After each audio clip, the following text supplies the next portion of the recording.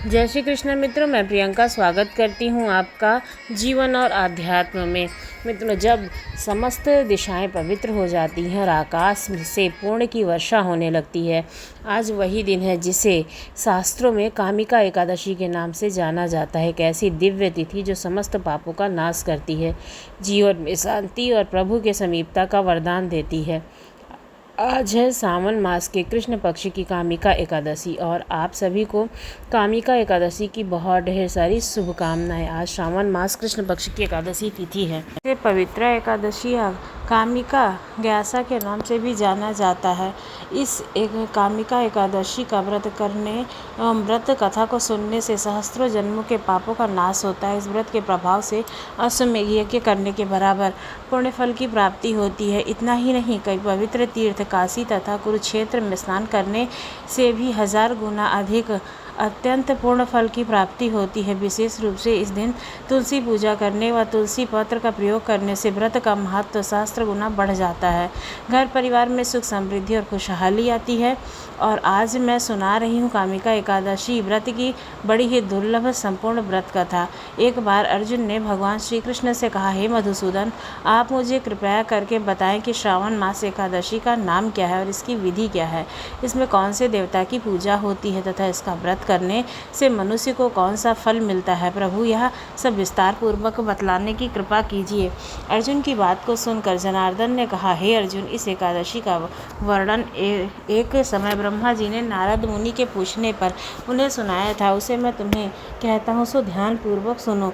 ब्रह्मा जी ने कहा, हे नारद, श्रावण मास के कृष्ण पक्ष की एकादशी तिथि का नाम कामिका है। इसके महत्व को सुनने मात्र से ही अत्यंत शुभ फलों की प्राप्ति होती है। इस दिन शंख चक्र गदा धारी भगवान श्री हरि विष्णु माधव मधुसूदन आदि नामों से पूजा की जाती है। इस दिन गंगा, काशी, नैमसारण और पुष्कर स्नान करने के फल से अधिक विष्णु भगवान के पूजन का फल प्राप्त होता है। जो पुण्य फल सूर्य और चंद्रमा ग्रहण पर, कुरुक्षेत्र और काशी में स्नान करने से तथा भूमि दान देने से और गोदावरी तथा गंडकी नदी में स्नान करने से प्राप्त होता है, वही फल इस दिन भगवान विष्णु के पूजन करने और एकादशी व्रत करने से मिलता है।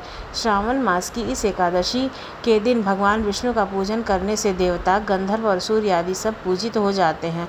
अंततः पापों को नष्ट करने के लिए मनुष्य को कामिका एकादशी का व्रत और भगवान विष्णु का पूजन और कथे का श्रवण करना चाहिए। इस मास में अवश्य करें। ये भक्त कामिका एकादशी के व्रत में विश्वास करते हैं और इसके साथ विष्णु भगवान का भी पूजन करते हैं, तो व्रत के प्रभाव से उनके सब देवी देवों, किन्नरों, नागों, पितरों का पूजन हो जाता है। इसलिए मनुष्यों को पापों से मुक्ति पाने के लिए यह व्रत नियमित करना चाहिए और विधि पूर्वक करना चाहिए। भगवान विष्णु ने स्वयं बताया है कि आध्यात्म विद्या से जो पुण्य मनुष्यों को प्राप्त होता है, उससे अधिक पुण्य तो कामिका एकादशी के व्रत से मिल जाता है। यह व्रत मनुष्य को मरते समय नरक में जाने से बचाता है। इसके पुण्य प्रभाव से किसी अन्य योनि में दोबारा जन्म भी नहीं मिलता है। जो व्रती इस एकादशी का व्रत करते हुए भक्ति पूर्वक तुलसी दल विष्णु भगवान को अर्पित करते हैं, वे समस्त पापों से दूर हो जाते हैं। श्रीहरि विष्णु भगवान रत्न, मोती, मणि तथा आभूषण आदि से इतने प्रसन्न नहीं होते हैं जितने तुलसी दल से होते हैं। तुलसी दल पूजन का फल 4 भार चांदी और 1 भार स्वर्ण के बराबर माना जाता है। ब्रह्मा जी बोले, हे नारद, मैं स्वयं भगवान के अति प्रिय तुलसी को सदैव नमस्कार करता हूँ। तुलसी को सींचने मात्र से मनुष्य की सब यातनाएं नष्ट हो जाती हैं और तुलसी के दर्शन मात्र से ही मानव के सब दुखों का नाश हो जाता है। और इस दिन शरीर में तुलसी के स्पर्श करने से मनुष्य शुद्ध हो जाता है। तुलसी जल में स्नान मात्र से प्राणी के समस्त बाधाएं और यातनाएं समाप्त हो जाती हैं। जो श्रद्धापूर्वक भगवान के चरणों में तुलसी दल अर्पित करता है, वह भव सागर से मुक्त हो जाता है। कामिका एकादशी को रात्रि जागरण करने व दीपदान करने वालों को अत्यंत पूर्ण फलों की प्राप्ति होती है। कामिका व्रत के दिन प्रभु के समक्ष दीप जलाने वाले के पितर उस दिन स्वर्ण के हो जाते हैं और उन्हें स्वर्ग जाने पर हजारों दीपों की रोशनी प्राप्त होती है। ब्रह्मा जी कहते हैं, हे नारद, ब्रह्म हत्या और भ्रूण हत्या आदि पापों को नष्ट करने वाली यह कामिका एकादशी का व्रत मनुष्य को यत्न के साथ करना चाहिए। कामिका एकादशी के व्रत महत्व को श्रद्धा से पढ़ने व सुनने वाला मनुष्य सब पापों से छुटकारा पाकर विष्णु लोक को जाता है। अब मैं तुम्हें कामिका एकादशी का वह व्रत कहता हूँ जिसे सुनने से मनुष्य के सभी पापों का हरण होता है। प्राचीन काल में पुष्कर क्षेत्र में एक गांव में एक वीर साहूकार रहा करता था। एक दिन किसी कारणवश अपनी ब्राह्मण से हाथापाई हो गई और इस दौरान उसने ब्राह्मण की मृत्यु हो गई। इसके बाद में अपने हाथों से मारे गए उस ब्राह्मण का अंतिम संस्कार कर उस क्षत्रिय ने चाहा, परंतु पंडितों ने उसे अंतिम संस्कार में शामिल नहीं होने दिया। अब इस प्रकार अनजाने में ही उस ब्राह्मण की हत्या करने से उस साहूकार को बड़ा भारी पाप लगता है और इस कारण वह ब्राह्मण ब्रह्म राक्षस बन जाता है तथा हर दिन उस साहूकार को अनेकानेक प्रकार से उसे प्रेत बनकर डराया करते थे। अब इस प्रकार इन सब चीज़ों से वह साहूकार बड़ा ही दुखित हो गया तथा उसका शरीर दिन प्रतिदिन कृशकाय होने लगा। अब इस प्रकार उस ब्राह्मण की जब 13वीं आती है तो वह उस दिन उस ब्राह्मण की 13वीं में शामिल होने के लिए जाता है ताकि उसे ब्राह्मण की हत्या के पाप से मुक्ति मिल सके, लेकिन ब्राह्मणों ने उसे वहाँ भी शामिल नहीं होने दिया। ब्राह्मणों ने बताया कि तुम पर ब्रह्म हत्या का दोष है, पहले प्रायश्चित कर इन पाप से मुक्त हो, तत्पश्चात तुम हमारे घर भोजन करना।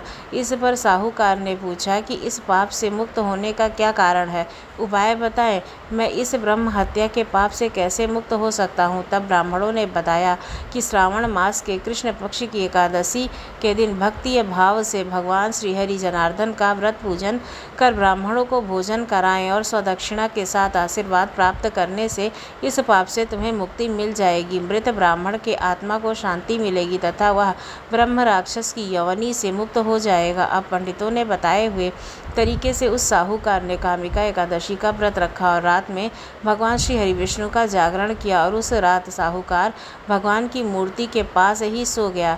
भगवान विष्णु ने उसके सपने में दर्शन दिए और उसे उसके पापों से मुक्ति दिलाई। अंत में भगवान ने उसे क्षमा किया। हे नारद, इससे पहले यह कथा महर्षि वशिष्ठ ने राजा दिलीप को सुनाई थी। अंततः जो कोई व्यक्ति इस दिन श्रद्धापूर्वक कामिका एकादशी की महिमा सुनता है उसे अपार धन मिलता है और अनजाने में किए गए पापों से मुक्ति मिलती है।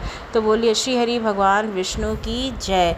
श्री तुलसी शालिग्राम भगवान जी की जय। प्रिय भक्तगणों, इस दिन भगवान विष्णु और तुलसी जी की कथा को सुने बिना यह व्रत पूर्ण नहीं माना जाता, इसलिए अब आइए श्रवण करते हैं विष्णु भगवान की बड़ी ही दुर्लभ कथा, जिसे सुनने मात्र से आपकी सभी मनोकामनाएं पूर्ण हो जाएंगी। एक गांव में एक निर्धन जुलाहा दंपति रहता था। जुल्हे का नाम था माधव और उसकी पत्नी का नाम कांता था। वे दोनों बहुत परिश्रमिक थे, सारा दिन काम करते, सुंदर सुंदर कपड़े पहनते, किंतु उनके बने कपड़ों को उनको अच्छी कीमत नहीं मिल पाती थी। फिर भी जो मिलता वे उसी से संतुष्ट रहते और एक टूटी फूटी झोपड़ी में रहकर अपना जीवन व्यतीत कर रहे थे। वे बहुत संतोषी स्वभाव के थे। वे दोनों भगवान श्री कृष्ण के अत्यंत भक्त थे। दिन भर के परिश्रम के बाद जो भी समय मिलता उसे वे दोनों भगवान के भजन कीर्तन में बिता दिया करते थे। माधव के पास एक तानपुरा और एक खड़ताल थी। जब वह दोनों मिलकर भजन गाते तो माधव तानपुरा बजाता और उसकी पत्नी खड़ताल। फिर वो तो दोनों भगवान के भजन में ऐसे डूब जाते कि उनको अपनी भूख प्यास की चिंता भी नहीं रहती थी। उन्होंने अपनी दीनहीन अवस्था के लिए कभी भगवान को कोई उलाहना नहीं दिया और अपने इसी जीवन में प्रयत्न थे, लेकिन एक दुख उनको सदा सताता रहता था। उनकी कोई संतान नहीं थी, इसको लेकर वह सदा चिंतित रहा करते थे। चिंता तो थी, फिर भी दोनों सदा भगवान की भक्ति में मगन रहते थे। इसको भी उन्होंने भगवान की लीला ही समझकर स्वीकार कर लिया और निष्काम भाव से भगवान श्री कृष्ण की भक्ति में लीन रहते। जब उनकी आयु अधिक होने लगी तो एक दिन कांता ने माधव से कहा कि हमारी कोई संतान तो है नहीं, कहते हैं कि संतान के बिना मुक्ति प्राप्त नहीं होती है। अब हमारी आयु भी अधिक हो चली है, ना जाने कब बुलावा आ जाए। मरने के बाद हमारी चिंता को अग्नि कौन देगा? कौन हमारे लिए तर्पण आदि करेगा और कौन हमारी मुक्ति कराएगा? माधव बोला, तू चिंता मत कर, ठाकुर जी है ना, वे सब देखेंगे। माधव ने यह बात कह तो दी, किंतु वह भी चिंता में डूब गया। तभी उसके मन में एक विचार आया। वह नगर में गया और श्री कृष्ण के बाल रूप की मूर्ति ले आया। घर आकर बोला, अब तुम्हें चिंता करने की आवश्यकता नहीं है, मैं यह बाल गोपाल लेकर आया हूँ। अब से यही हमारे पुत्र हैं। माधव बोला, अगर हम संतानहीन हैं तो यह भी इच्छा उन्हीं की है, हम इनको ही अपने पुत्र के समान प्रेम करेंगे, यही हमारे पुत्र का दायित्व पूर्ण करेंगे। माधव की यह बात सुनकर कांता अत्यंत प्रसन्न हुई। उसने बाल गोपाल को लेकर अपने हृदय से लगा लिया और बोली, आप बिल्कुल ठीक कह रहे हो जी, यहाँ से यही हमारी लाला होंगे। फिर क्या था। दोनों पति पत्नी ने घर का एक कोना साफ करके वहाँ बाल गोपाल के लिए एक स्थान बनाया और एक चौकी लगाकर उस पर बाल गोपाल को विराजित कर दिया। उस दिन से जुल्हा दंपति का नियम हो गया। वह दिन प्रतिदिन बाल गोपाल को स्नान कराते, उनको धुले वस्त्र पहनाते, अपने पुत्र की तरह उनको लाड लड़ाते, उन्हीं के समान बैठकर भजन कीर्तन करते और वहीं सो जाया करते थे। वे दोनों अपने हाथों में बाल गोपाल के लिए सुंदर वस्त्र बनाकर उनको पहनाते, उन्हें खाना खिलाते, उनको झूला झुलाते और रात को उनको सुलाकर ही स्वयं सोते थे। इस सब से उनका बड़ा आनंद आता था। धीरे धीरे बाल गोपाल को अपनी संतान के समान ही प्रेम करने लगे। बाल गोपाल अब उनके परिवार का हिस्सा बन गए थे। कांता का नियम था कि हर रोज़ पहले अपने हाथों से अपने लल्ला को भोजन कराती, तब स्वयं भोजन करती।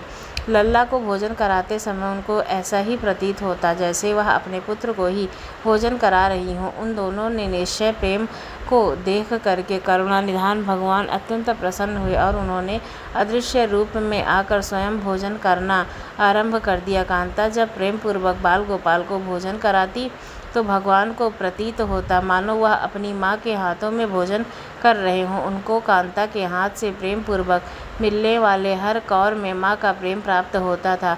भगवान श्री कृष्ण स्वयं माँ की उस प्रेम लीला के वशीभूत हो गए, किंतु कांता कभी कभी नहीं जान पाई कि स्वयं भगवान बाल गोपाल उनके हाथ से भोजन करते हैं। एक दिन घर का काम बहुत अधिक होने के कारण कांता बाल गोपाल को भोजन कराना भूल गई और गर्मी का समय था। भरी दोपहर में दोनों पति पत्नी कार्य करते करते थक गए और बिना भोजन किए ही सो गए। उनको सोए हुए कुछ ही देर हुए थे कि उनको एक आवाज़ सुनाई दी, मैया बाबा मुझको भूख लगी है। दोनों हड़बड़ा कर उठ गए और चारों ओर देखा, आवाज़ कहाँ से आई, किंतु कुछ दिखाई नहीं दिया। तभी अचानक लीला को याद आया कि आज उसने अपने लाला को भोजन तो कराया ही नहीं है। वह हड़बड़ाकर उठी और दौड़कर लाला के पास पहुंची तो देखा कि बाल गोपाल का मुख कुम्हलाया हुआ है। इतना देखते ही दोनों पति पत्नी वहीं उनके चरणों में गिर पड़े और दोनों की आंखों में अश्रुधारा बह निकली। कांता तुरंत भोजन लेकर आई और न जाने कैसा प्रेम उमड़ा कि उसके लाला को उठाकर अपनी गोद में बैठा लिया और भोजन कराने लगी। दोनों पति पत्नी रोते ही जा रहे थे, लाला को भोजन कराते जा रहे थे, साथ ही बार बार उनसे अपने द्वारा हुए अपराध के लिए क्षमा भी मांग रहे थे। ऐसा प्रगाढ़ प्रेम देखकर भगवान अत्यंत द्रवित हुए और अंतर्यामी भगवान श्रीहरि साक्षात रूप में प्रकट हो गए। भगवान ने अपने हाथों से अपने रोते हुए माता पिता के आँखों में अश्रु पोंछे और बोले, प्रिय भक्त, मैं तुम्हारी भक्ति और प्रेम से अत्यंत प्रसन्न हूँ। तुम जो चाहो वर मांग लो, मैं तुम्हारी प्रत्येक इच्छा पूर्ण करूँगा। इतना सुनते ही दोनों के भगवान के चरणों में गिर पड़े और बोले, दयानिधान, आप हमसे प्रसन्न हैं, स्वयं हमारे सम्मुख उपस्थित हुए हैं। इससे बड़ा हमारे जीवन में और क्या हो सकता है? इससे अधिक हमें और क्या चाहिए? इससे अधिक किसी भी वस्तु का भला क्या महत्व हो सकता है? अपनी कृपा हम पर बनाए रखना, बस यही हम चाहते हैं। मैं तुम्हारे जीवन में संतान के अभाव को समाप्त कर तुम्हें एक सुंदर संतान प्रदान करूं। यह सुनते ही माधव और कांता एकदम व्याकुल होकर बोले, नहीं भगवान, हमको संतान नहीं चाहिए। उनका उत्तर सुनकर भगवान ने पूछा, किंतु क्यों? आपने तो जीवन में संतान की कमी को पूर्ण करने के लिए ही तो मुझे लेकर के घर आए थे। यह सुनकर वह दोनों बोले, प्रभु, हमको भय है, यदि हमको संतान प्राप्त हो गई तो हमारा मोह उस संतान के प्रति बढ़ जाएगा और हम अब भी की तरह आपकी सेवा नहीं कर पाएंगे। उनका प्रेम और भक्ति से भरा उत्तर सुनकर करुणानिधान भगवान श्रीहरि करुणा से भर गए। उनके विचार सुनकर स्वयं भगवान की आंखों में अश्रु गिरने लगे। भगवान श्रीहरि विष्णु बोले, हे मैया और बाबा, मैं यहाँ आया तो था अपने ऋण को उतारने के लिए, किंतु आपने तो मुझको सदा सदा के लिए अपना ऋणी बना लिया है। मैं अपने प्रेम का यह ऋण कभी नहीं उतार पाऊंगा। मैं सदा सदा तुम दोनों का ऋणी रहूंगा। मैं तुम्हारे प्रेम से अत्यंत प्रसन्न हूँ। तुमने अपने निर्मल प्रेम से मुझको भी अपने बंधन में बांध लिया है। मैं तुम्हारे वचन देता हूँ कि आज से मैं तुम्हारे पुत्र के रूप में हमेशा तुम्हारा समस्त कार्य करूँगा।